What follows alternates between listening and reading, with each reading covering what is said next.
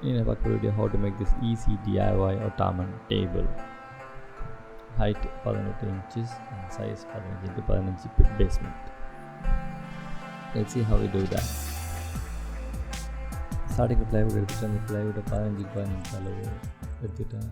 4 skirt 4 inch பென்சிலில் measure பண்ணி circle சொல்ல கட் பண்ணுறேன்.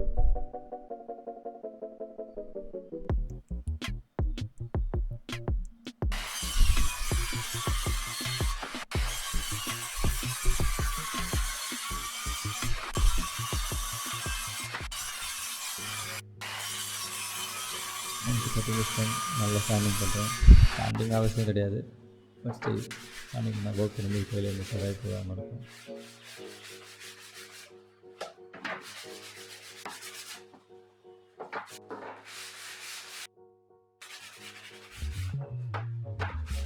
So standing stand I'm just doing try fit பண்ண போது தெரிஞ்சது 1 இன்ச் எக்ஸ்ட்ரா இருக்குன்னு. ஸோ அந்த 1 இன்ச்சை மைனஸ் நான் கட் பண்ண போகிறேன்.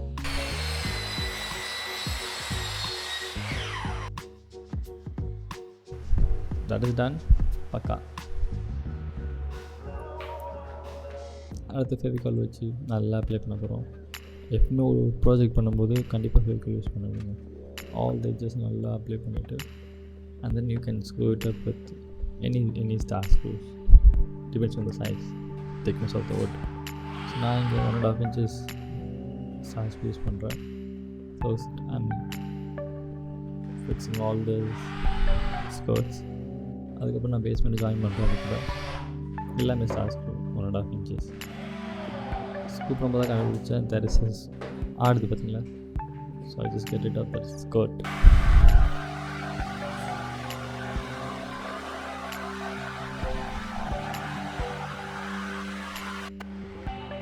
ஸ்கர்ட்டு கொஞ்சம் எக்ஸஸ் கட் பண்ணோம்னா இட்ஸ் பர்ஃபெக்ட்.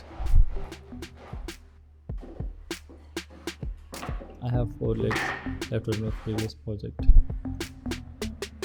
இதை வச்சு தாங்க ஃபெவிகால் அப்ளை பண்ண போகிறோம். Just growing top with 1.5 inches screws. இதை பற்றி பெருசாக ஒன்று சொல்லிட்டு இல்லைங்க. Once that is done, wipe off all the Fevicols. மிச்சமான எல்லா ஃபெவிகால்ஸும் அப்படி வைப் பண்ணி விட்டுருங்க. இது கண்டிப்பாக அவசியம் கிடையாது, பட் கொஞ்சம் நீட்டாக பண்ணி தென் சாண்டை ஸ்டூல் இஸ் ரெடினா நல்லாவே பக்காவாக வந்துருக்கு. பர்ஃபெக்ட். ஆக்சுவலி நல்லா பேசுகிறேன், பட் இதெல்லாம் அவசியமே இல்லைங்க. எனிவேஸ் எல்லாமே அந்த ஃபிக்ஸிங் உள்ள முடியும் பண்ணியாச்சு. Now time for measurement of rexine. நான் 2 inch குஷன் போட போகிறேன். ஸோ 9 inches ப்ளஸ் அந்த 15 inches டோட்டலாக 33 into 33 inch ரெக்ஸின் வச்சுருக்கேன். நான் இப்போ அந்த குஷனை ஃபிக்ஸ் பண்ணுறதுக்கு auto max Asian paint use பண்ணுறேன். நல்லா அப்ளை பண்ணிவிட்டு 2 inch குஷனை போட்டுறேன். 2 inch குஷன் போட்டு தான் அதுக்கு மேலே ஒரு 1/4 inch ஃபோம் யூஸ் பண்ணுறேன்.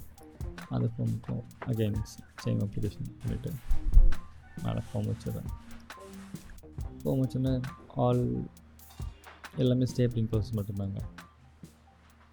ஃபோமை கொஞ்சம் மடக்கி உள்ளே வச்சு ஸ்டேப்லர் பண்ணிடுங்க. அந்த லெக்கை கொஞ்சம் ட்ரேஸ் மாதிரி எடுத்துகிட்டு அங்கே கட் பண்ணிட்டீங்கன்னா you can easily paint the foam to the skirt. நாங்கள் வச்சு ஸ்டேப்லர் பண்ணுறோம், அவ்வளோதான். ஷேப்லாம் பண்ணி முடிச்சிருக்கிறோம். It should look like this edges exactly. இப்போ ரெக்ஸின் போடுறோம். ரெக்ஸின் போட்டு முடிச்சோன்னா அதே மாதிரி நம்ம லெக்கை ட்ரேஸ் பண்ணி கட் பண்ணுறோம் ரெக்ஸினை. இந்த அதை மடக்கி ஸ்டேப்லர் பண்ணிடுறோம் ஸ்கர்ட்டில்.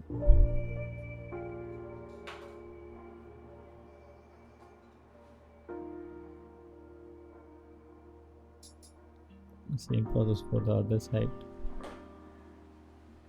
மடக்கி ஸ்டேப்லர். That's all.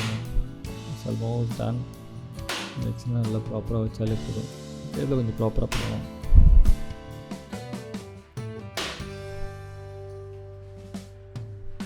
நான் ஹெட் ஸ்டேப்லிங் ரொம்ப கிரிட்டிக்கலான விஷயம். இதை ப்ராப்பராக பண்ணுவேன், ஏன்னா எல்லாம் இதுதான் ஈஸியாக பிஞ்சிடும். ஸோ ஹெட்ஸ் நல்லா சொல்லிட்டு வச்சு ஒரு 4 ஸ்டேபிள் பண்ணுறீங்க அந்த கார்னரில். அந்த எக்ஸஸ் இருக்க ரெக்ஸின் ஆப்வியஸாக கட் பண்ணி எடுத்துடலாம்.